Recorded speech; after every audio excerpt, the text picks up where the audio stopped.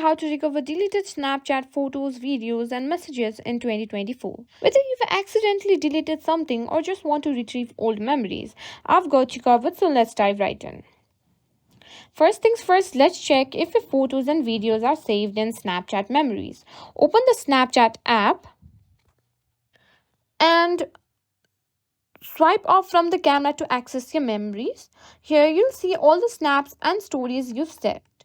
If you if your deleted content is here, then lucky. Now, if not, if you didn't find your content in memories, don't worry, you can request a download of your Snapchat data.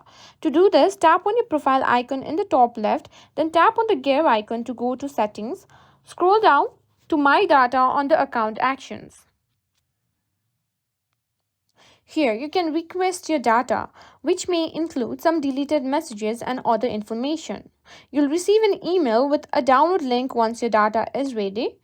Now, for Android users, you can try using a file recovery app like Disk Digger to retrieve deleted Snapchat photos and videos. Now, if you're an iPhone user and have backups enabled, you can try restoring your device from an iCloud or iTunes backup. Keep in mind that this will restore your device to an earlier state, so make sure you back up your current data before proceeding.